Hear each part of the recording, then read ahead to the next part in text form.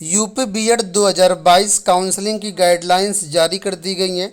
इस वीडियो के माध्यम से हम आपको बताने वाले हैं कि यूपी बीएड 2022 की काउंसलिंग कैसे होगी, काउंसलिंग में कौन कौन से डॉक्यूमेंट्स लगेंगे, काउंसलिंग फ़ीस कितने लगेगी, कॉलेज फ़ीस कितने लगेगी और कॉलेज में कौन कौन से डॉक्यूमेंट्स लगेंगे, एडमिशन के टाइप, यानी कंप्लीट डिटेल्स काउंसलिंग के बारे में इस वीडियो में मिलेगी। तो वीडियो को अंत तक देखिएगा और आपको ये भी बताएंगे कि यहाँ पर डायरेक्ट एडमिशन की क्या प्रक्रिया होगी और कैसे आप यहाँ पर डायरेक्ट एडमिशन ले सकते हैं, कौन कौन से अभ्यर्थी पात्र होंगे। तो देखिए, यहाँ पर सबसे पहले बताया गया काउंसलिंग में वही अभ्यर्थी प्रतिभाग कर सकते हैं जिनको वरीयता सूची में इस रैंक आवंटित किया गया है। यानी आपने जब रिजल्ट देखा होगा तो वहाँ पर आपको एक रैंक मिली होगी। अगर आपको रैंक अलॉट की गई है तो आप काउंसलिंग में पार्टिसिपेट कर सकते हैं। काउंसलिंग देखिए कितने चक्र की होगी, तो इसे यहाँ पर बताया गया काउंसलिंग के लिए जो है 4 फेज निर्धारित किए गए हैं।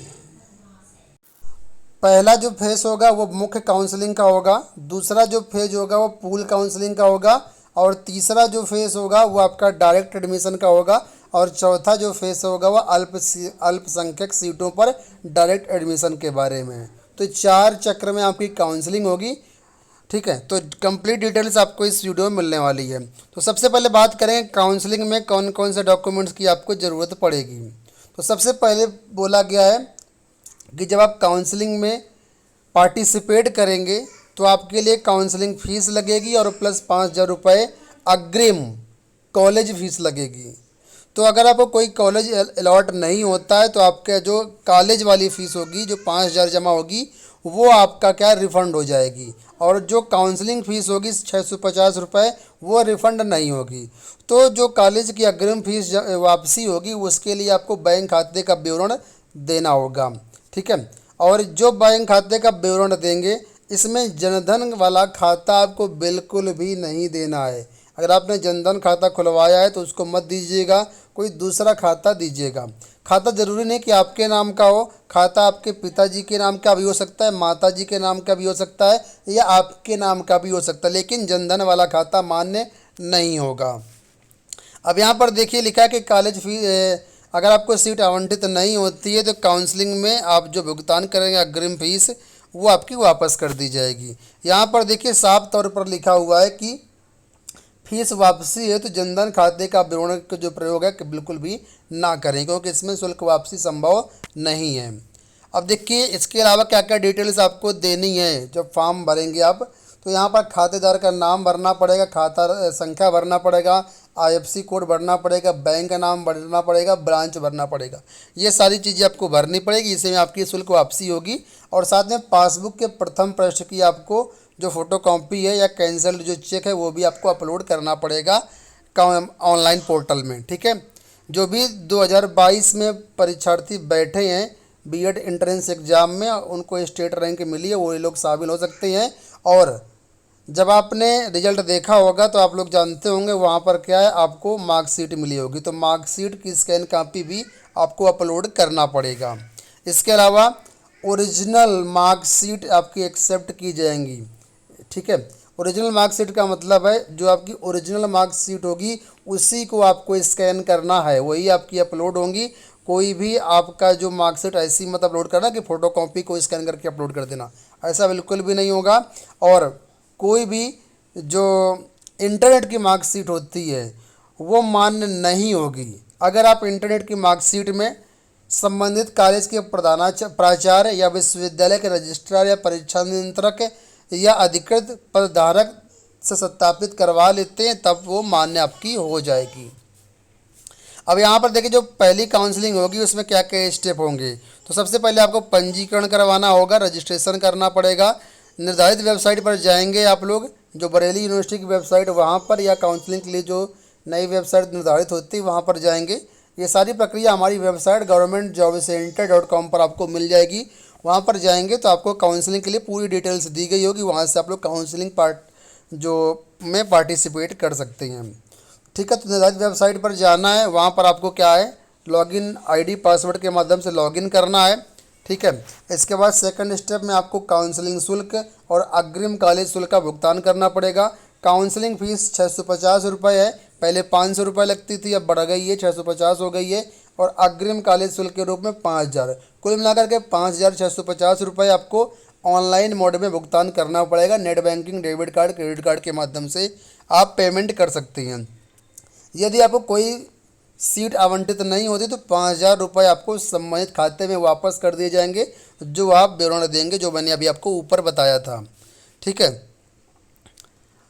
और यदि आपको सीट आवंटित कर दी जाती है तो जो 5,000 रुपये फीस होगी आप जो जमा करेंगे पहले, ये आपको बाकी की फीस में कॉलेज में एडजस्ट कर दी जाएगी, समायोजित कर दी जाएगी। ठीक है। और अगर उस विद्यालय का जो शुल्क, सपोज करो आपने कोई गवर्नमेंट कॉलेज पा लिया, वहाँ का शुल्क बहुत कम है, तो अगर कोई फीस बचेगी तो वो आपको विद्यालय द्वारा वापस कर दी जाएगी। ठीक है। और जो काउंसलिंग फ़ीस है वो आपकी नॉन रिफंडेबल रहेगी, यानी ये वापस नहीं होगी, चाहे सीट आपको मिले या ना मिले। अब देखिए, जैसे फ़ीस जमा कर देंगे तो आपको कॉलेज चॉइस विकल्प भरना पड़ेगा। आपके सामने स्क्रीन पर कॉलेज आते जाएंगे, वहाँ पर जो भी कॉलेज आप विकल्प देना चाहें तो कॉलेज का अपना विकल्प दे सकते हैं। उन्हीं कॉलेज में आपको जो है कॉलेज अलॉटमेंट किया जाएगा। ठीक है। यहाँ पर कॉलेज चॉइस की कोई बाउंडेशन नहीं है, कितने कॉलेज चॉइस आप दे सकते हैं, जितना चाहे उतने कॉलेज का नाम आप भर सकते हैं। जहाँ जहाँ भी एडमिशन लेना चाहे उन कॉलेजों के नाम भर सकते हैं, चाहे तो अपने ज़िलों के नाम भर सकते हैं, या अदर ज़िलों में कॉलेज लेना चाहें, अदर यूनिवर्सिटी कॉलेज लेना चाहें, तब भी आप उनको भर सकते हैं। और जैसा पूरा प्रक्रिया कंप्लीट हो जाएगी उसके बाद आपका कॉलेज आवंटन होगा। अगर आपको कॉलेज आवंटन हो जाता है तो आपको वेबसाइट से क्या करना है, ये प्रोविजनल अलॉटमेंट कम कन्फर्मेशन लेटर डाउनलोड करना पड़ेगा। ठीक है। ये डाउनलोड कर लेंगे, उसमें लिखा होगा कि आपको कौन सा कॉलेज मिला है, और उसके बाद इस लेटर को लेकर के आपको विद्यालय जाना है और वहाँ पर आपको अपने सभी डॉक्यूमेंट्स जमा करने होंगे। ठीक है। और जो निर्धारित फीस होगी, जो बाकी रहेगी फीस, उस फीस को भी आपको वहाँ पर जमा करना पड़ेगा। और कन्फर्मेशन लेटर डाउनलोड करने के 3 दिनों के अंदर आपको कॉलेज में जा कर के ओरिजिनल डॉक्यूमेंट्स भी लेकर के जाना है और वहाँ पर अपना एडमिशन जो है वो कंफर्म कर लेना है। अब कॉलेज में कौन कौन से डॉक्यूमेंट्स लगेंगे तो यहाँ पर बताया गया है। सबसे पहले तो प्रोविजनल अलॉटमेंट कम कन्फर्मेशन लेटर जो वेबसाइट से प्रिंट करेंगे वो आपका लगेगा, बरेली यूनिवर्सिटी की वेबसाइट से आपका प्रिंट होगा ये। ठीक है। दूसरा, जब आपने बीएड का फॉर्म भरा था, एंट्रेंस वाला एग्जाम भरा, तो उसका एप्लीकेशन फॉर्म भी लगेगा, उसका एडमिट कार्ड भी लगेगा, और स्कोर कार्ड भी आपका लगेगा। इसके अलावा 10वीं की मार्कशीट भी लगेगी, और जितने भी आपके मार्कशीट और सर्टिफिकेट हैं, इंटर का, ग्रेजुएशन का, ये सारा कुछ आपका लगेगा। ओरिजिनल भी लेकर के जाना है और फोटोकॉपी भी लेकर के जाना है। साथ में अगर आप रिजर्व कैटेगरी से आते हैं, जैसे कि SC, ST, OBC या PH कैटेगरी या अन्य कोई कैटेगरी, तो वो सभी प्रमाण पत्र आपको लेकर के जाना है। ID प्रूफ भी आपको लेकर के जाना है। इसके अलावा पासपोर्ट साइज के 2 फ़ोटो लेकर के जाना है, और जितनी भी फीस पेड किया होगा उस फीस की आपको रसीद लेकर के जब आपको कॉलेज में जाना है, वहाँ पर एडमिशन करवाना है। अब पूल 2 की काउंसलिंग होगी, सेकंड काउंसलिंग जो होगी उसमें क्या होगा, जिन लोगों का पहले काउंसलिंग में कॉलेज अलॉटमेंट नहीं होगा उनका पूल काउंसलिंग करवाया जाएगा।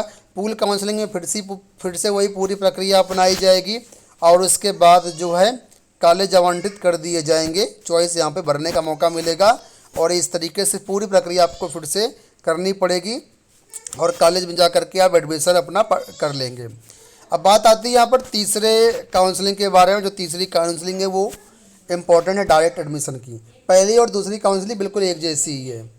अब तीसरी काउंसलिंग यानी डायरेक्ट एडमिशन कैसे होंगे, तो यहाँ पर बताया गया कि डायरेक्ट एडमिशन में वो अभ्यर्थी पार्टिसिपेट कर पाएंगे जिनको पहले जिनके पास, देखिए साफ तौर पर बोला गया है, जिनके पास एक वैध स्टेट रैंक है, यानी जिन्होंने रिटर्न एग्ज़ाम में बैठे हैं, जो लोग रिटर्न एग्ज़ाम दिए हैं, उनके पास एक वैध स्कोर कार्ड है, स्टेट रैंक, वही के लोग केवल पार्टिसिपेट कर सकते हैं। वैसे अभ्यर्थी जो रिटर्न एग्ज़ाम में नहीं बैठे हैं, फॉर्म नहीं भरा है, वो लोग इसमें बिल्कुल भी शामिल नहीं हो पाएंगे।